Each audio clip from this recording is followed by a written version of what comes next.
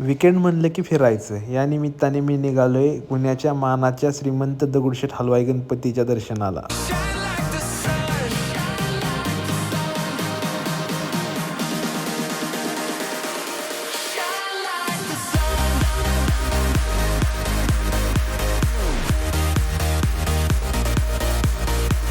On the way रूटवर असताना मंदिराबद्दल थोडी माहिती सांगतो. पुण्यातील सर्वांची श्रद्धास्थान असलेल्या दगडूशेठ गणपतीची स्थापना 1893 साली लोकमान्य टिळक यांच्या हस्ते झाली. पण ज्यांच्या नावावरून हे मंदिर ओळखले जाते त्या दगडूशेठ हलवाईबद्दल आपण या व्हिडिओत जाणून घेऊ.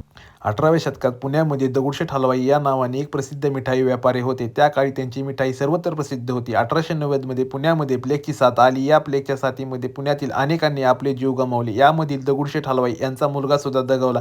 याच घटनेमुळे दगडूशेठ हलवाई व त्यांच्या पत्नी खूप नैराश्याच्या छायामध्ये गेले. यातून बाहेर पडण्यासाठी त्यांनी श्री गुरु माधवनाथ महाराज यांची भेट घेतली व याच गुरूंनी त्यांना धीर देत सांगितले की आपण एक दत्ताची आणि गणपतीची मूर्ती तयार करा आणि या देवतांना आपल्या मुलाप्रमाणे सांभाळा.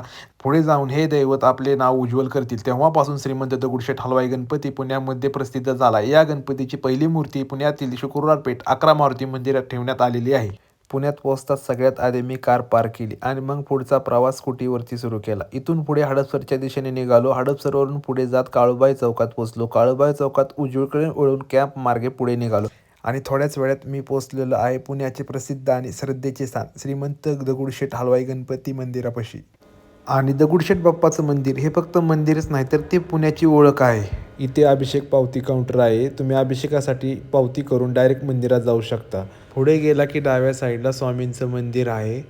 इथली स्वच्छता, व्यवस्था आणि शिस्त खरंच कौतुकास्पद आहे. बाप्पाच्या गाभाऱ्यात पोचताच पहिल्यांदा आपल्याला सरस्वती देवीचे दर्शन होते. तिथून पुढे आपण मेन गाभाऱ्यात जातो. बाप्पाचं दर्शन घेतानाचा तो क्षण, सगळा थकवा, सगळे टेन्शन आपोआप नाहीसे होतात. मनात एकच भावना, गणपती बाप्पा मोरया, मंगलमूर्ती मोरया.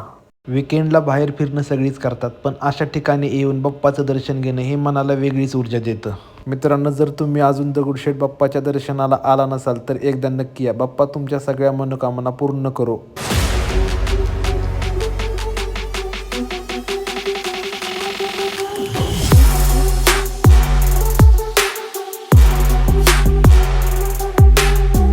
व्हिडिओ आवडला असेल तर लाईक करा, सबस्क्राईब करा आणि कमेंटमध्ये गणपती बाप्पा लिहायला विसरू नका.